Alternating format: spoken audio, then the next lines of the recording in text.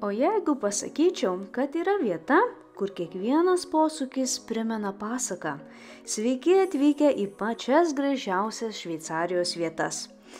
Šiame vaizdo įraše pakviesiu jūs į Lautenbrunnen, Müreną, Gimevoldą ir Vengeną, vienus iš pačių magiškiausių Alpių kaimelių, kuriais galite keliauti pėsčiomis.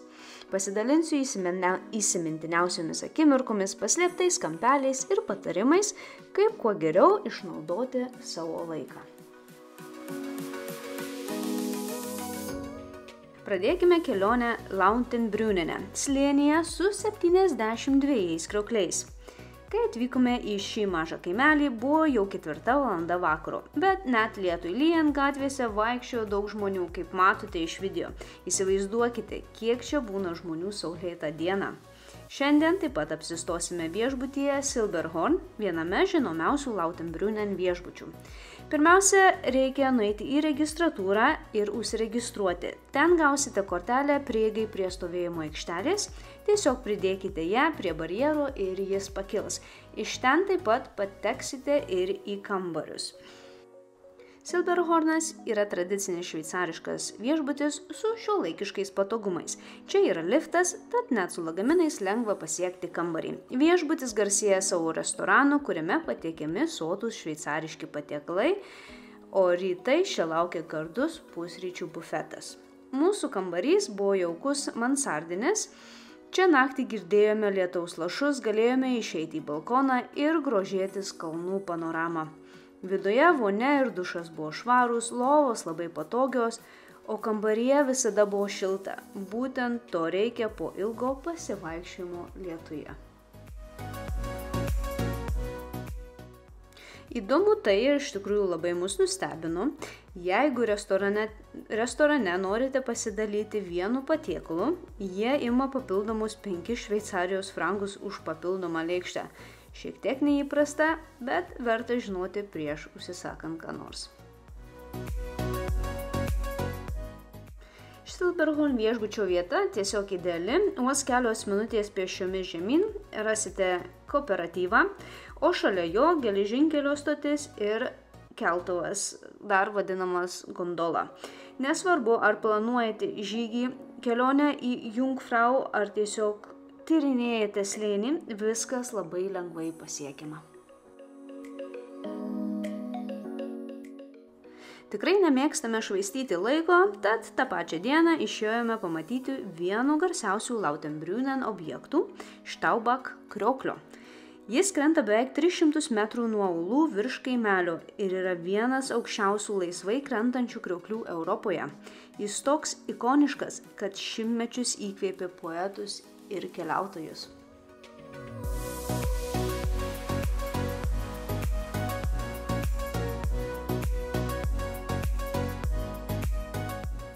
Priėję arčiau krioklio, dešinėje pusėje pamatysite takelį, kuriuo galėsite ir aukščiau pakilti ligi krioklio.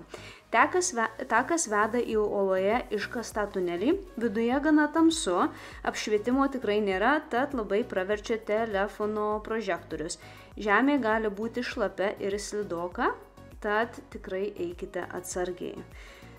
Išėję iš tunelių tikrai pamatysite puikų vaizdą, galite pajausti krioklio purslus ant veido ir matyti priešais slėnį bei kalnus.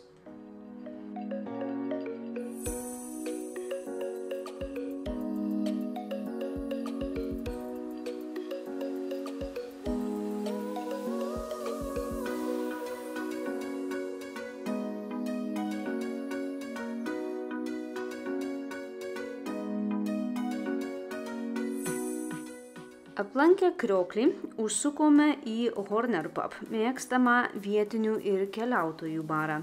Tai jauki vieta su draugiška atmosfera, užsisakėme alaus, sidro ir sočios guliašo sriubos.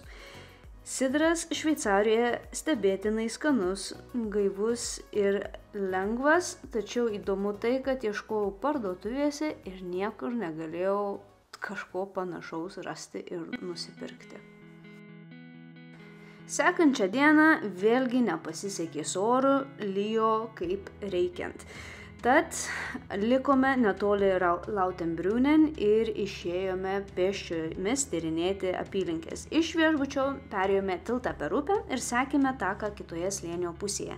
Galiausiai vėl perėjome upę ir priėjome Stechelberg, mažą kaimelį pačiame slėnio gale. Grįždami užuot ėję lietuje, tiesiog sėdome į autobusą, kuris mus parvežė į Lautenbrunneną. Bilietą galima nusipirkti tiesiogiai iš autobuso vairuotojo. Taigi, šiek tiek detaliau. Perėjus upę patenki į ramesnę, mažiau turistinę Lautenbrunnen dalį. Dauguma lankytojų lieka kitoje upės pusėje, bet nuėjus po geležinkelio tiltų prasideda tikras gyvenvietės jausmas. Iš čia atsiveria idealus vaizdas, jauki Alpių bažnytėlė priekyje, o Štaubak krioklys krinta už jos.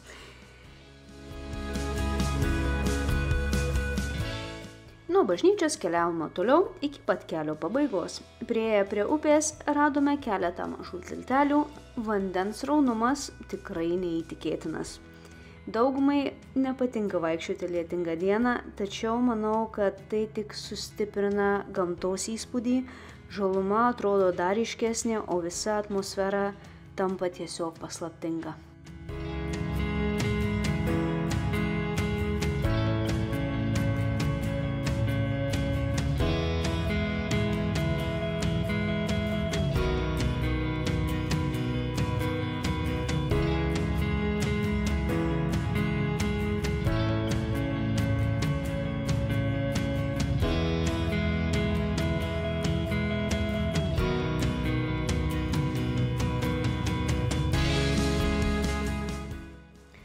Takas mus nuvedė į mažą miškelį, kur radome įrengtą barbecue zoną su suolais ir laužavietėmis. Šveicarija tikrai labai tvarkinga ir neaplamdyta šalis. Netgi prie kiekvienos šiukšlinės galite rasti šuns kakučių maišelių, kur tikrai neįprasta ir kitose šalyse to nepamatysite. Matosi, kad šveicarai tikrai myli ir tausoja savo šalį. Prie pačia buvo Stechelbergo stotis, atgal sėdome į autobusą ir greitai ir sausai patogiai sugrįžome į Lautenbrunneną. Sustojome pakartotinai įsitikinti, kokie geri Šveicarijos gėrimai, beje, maistas tikrai nepigus. Trečiąją dieną atsikėlėme ir pamatėme, kad pagaliau giedras dangus, tad išsiruošėme toliau. Tiesiai prie viešbučio sėdome į gondolą keliančią iki Grušhalp. Keltuvas iš Lautenbrunnen į Grušhalp trunka vos 4 minutės ir kursuoja kas 30 minučių, greita ir vaizdinga.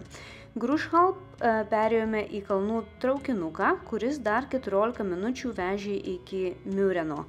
Kelionė nuostabi, aplink tik panoraminiai vaizdai. Bilietas į vieną pusę iš Lautenbrunnen į Miureną, tai keltuvas ir traukinys, kainuoja apie 15 šveicarijos frankų. Kainos fiksuotos, bilietai galioja visą dieną ir galima juos nusipirkti vietoje. Keliaujate su augintiniu? Puiku. Šveicarija labai draugiška šunims. Dažniausiai jie leidžiami į keltuvus ir traukinius maži nemokamai arba už tiesiog simbolinį mokestį.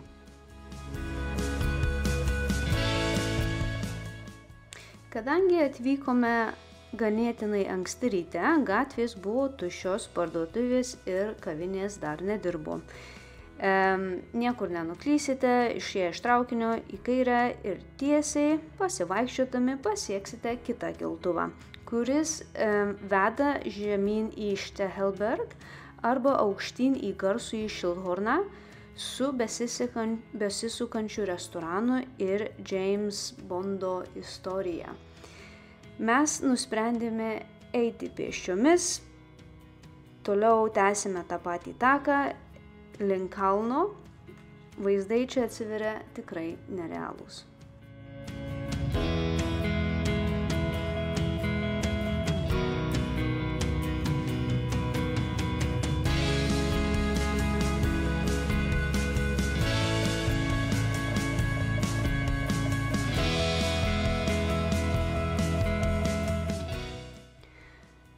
Kopdami toliau į viršų priėjome tikriausiai slidinėjimo rezortą.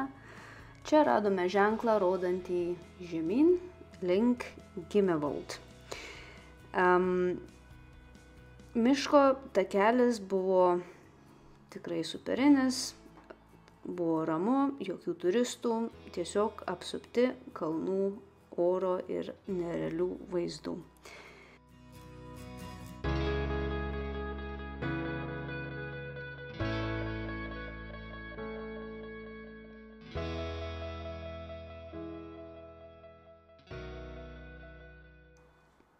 Leisdamiesi link Gimmelwaldo radome jaukią vietelę su suoliuku ir nuostabiu slėnio vaizdu. Čia stabtelėjome, prisėdome ir grožėjomės tiesiog neapsakomais slėnio vaizdais. Stebėjome parasparnius sklendančius virš uolų. Sėdėjome kokį gerą pusvalandį iš tikrųjų. Na ir galiausiai, kadangi esame labai laiko spaudžiami, turėjome keliauti toliau.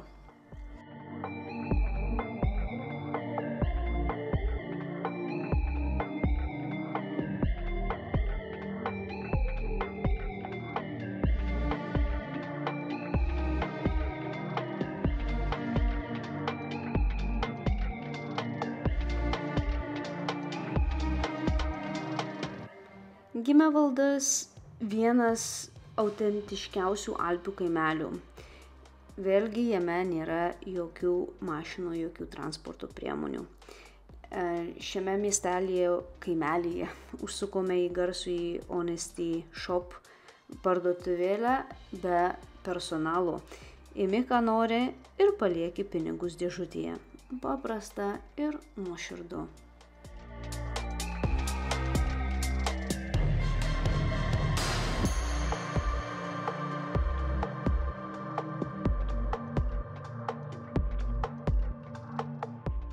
Šalia šios parduotuvėlės rasite ir Mountain Hostelį, kuriame yra ir baras. Vėlgi neatsispyrėme, užsukome greitam gėrimui ir užkandžiams.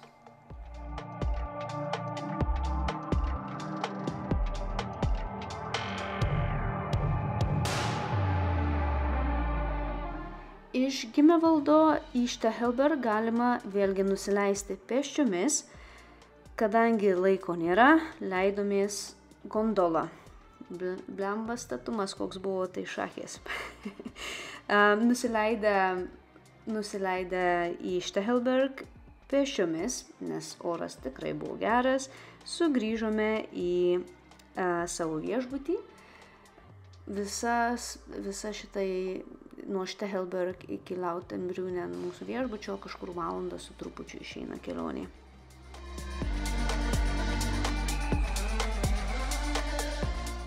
Po trumpo poilsio tą pačią dieną išsiruošėme į Wengeną pėsčiomis. Kelias užtrunka apie valandą 15 minučių, tai apie 3 km ir apie 500 metrų pakilimas. Šis takas vadinamas Hochstak. Vienos atkarpos veda per tankų mišką, kitos atveria vaizdus į Lautenbrunnen slėnį. Iš čia galite matyti mūsų viešbutuką. Čia būtent yra tik ir perėjus kelią, perėjus traukinių stotį. Rasite takelį, labai gerai paženklintas, rodantis, kad kelias veda į Wengeną. Takas platus ir tvarkingas, bet įkalnė yra pastovė. Eimantas bando apsimest, kad šuoliuoja, bet žinokit, tikrai nelengva. Galiausiai pabaiga pasidaro sunkoka kopti į viršų.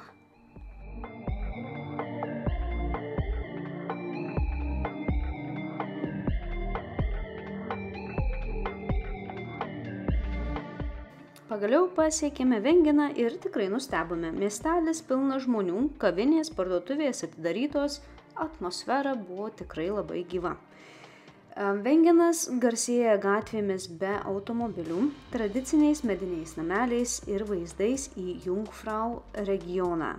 Žiemą čia vyksta garsiusios Lamberhorno slidinėjimo lenktynės, o vasarą tai puikiai bazė žygiams.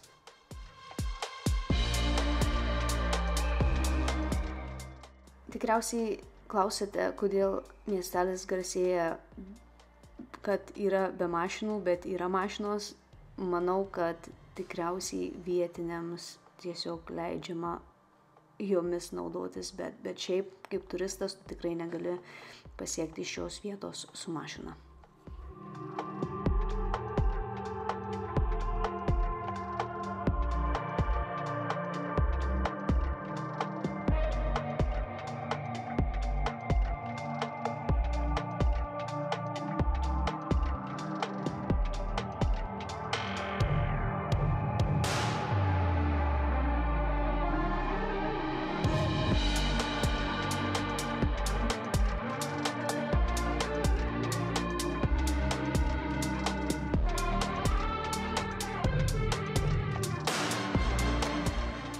Iš Vengeno grįžtame traukiniu, nes mano kelieniai jau nebegali atlaikyti spaudimo leidžiantis žemyn pėstute.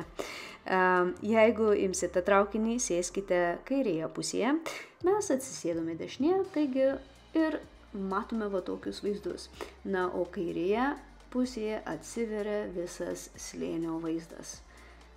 Kaip matote, tikrai pasakiški vaizdai ir pats Jungfrau regionas 100%, jei tik turite galimybę, apsilankykite.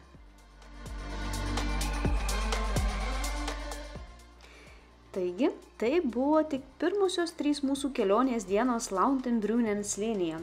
Įdomiausia tai, kad mūsų laukia dar 3 dienos žygių ir atradimų, dar gražesnių ir įsimintinesnių aplink visą Šveicariją.